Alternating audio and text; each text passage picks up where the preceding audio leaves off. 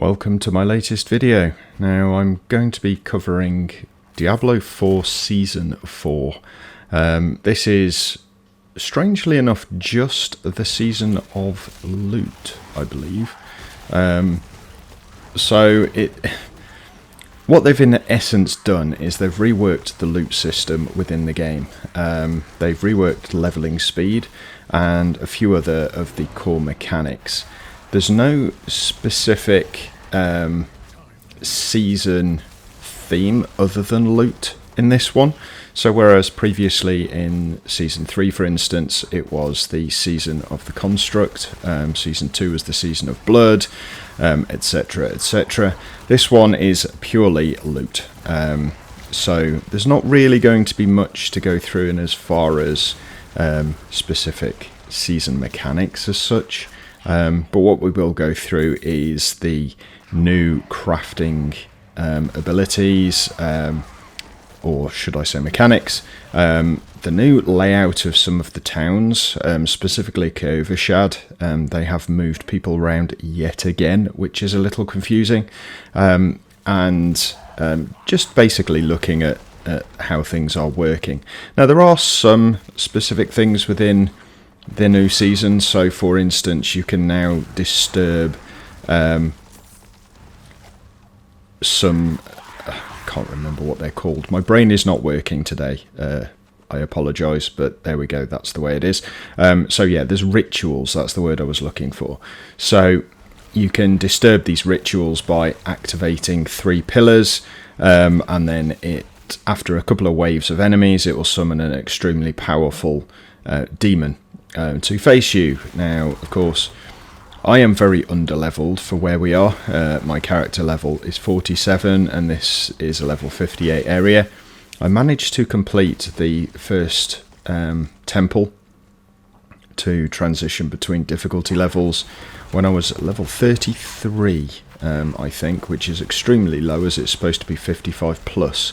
But these enemies being level 58 are very hard hitting. I can kill them, but they do hurt when they hit me. So let's have a look at the actual mechanic where somebody is basically disturbing the ritual, and then we can have a look at the loot itself.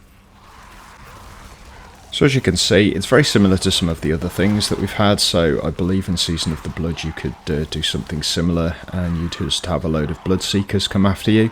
It's a very similar premise, to be honest. But in this, I do think that the demons that spawn are a lot harder than the blood seekers, specifically because they are harder than Helltide commanders. They are ridiculously powerful, especially when you're so underleveled.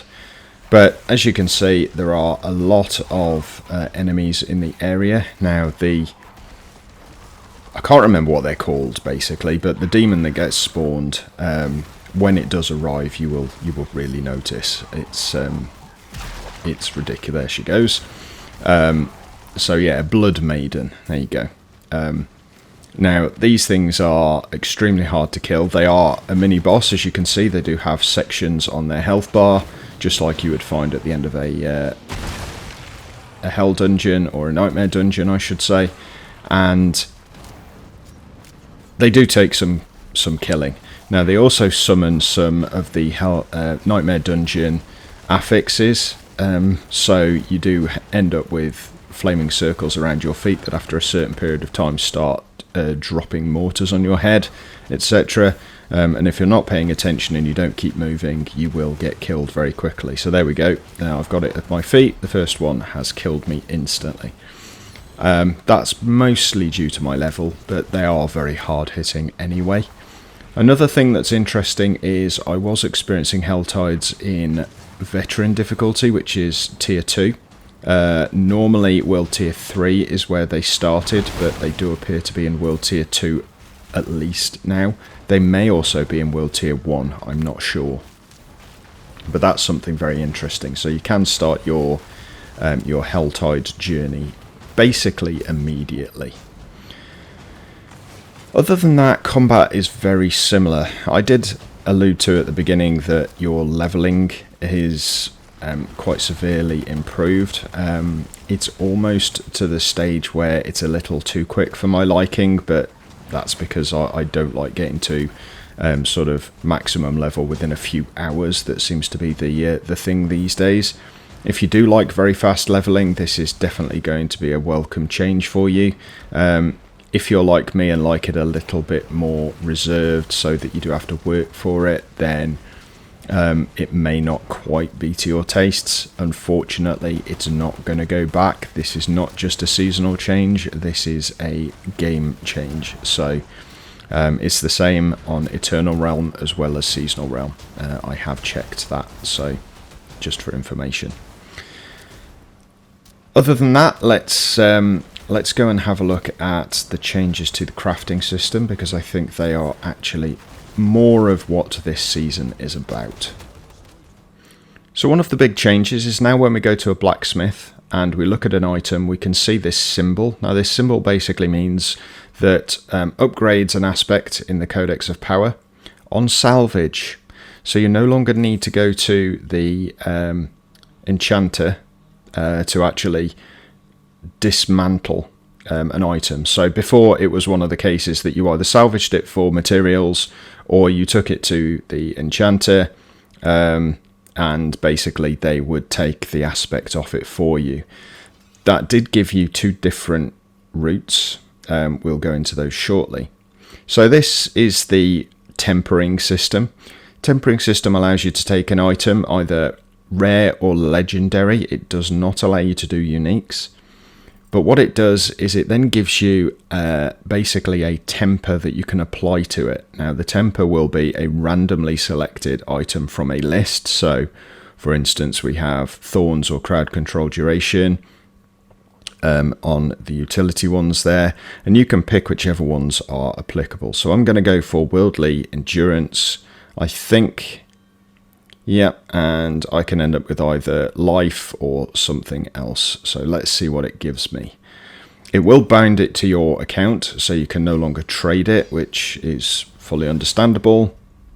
And that's given me 9% total armor increase. Now, of course, it could have been anywhere between 8 and 10%, so you can retemper up to a certain number of times. Each item has a temper durability as well, so this one has 3 of 3 left. Look, so after your first one you then get 3 more that you can do in effect. So if we go to the occultist, that's the word, not enchanter, I do apologize. If we look, we only have Codex of Power now. We do not have aspects that we can apply from our inventory. There is no longer aspects that you can put into your inventory.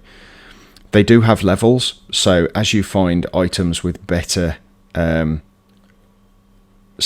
on them, they will actually upgrade the level of your Codex of Power aspect as well, which I think is brilliant. Before, it was a case of the best way to get aspects was to use them from your inventory, because the Codex of Power only ever used basically the lowest level, which I thought was extremely weird.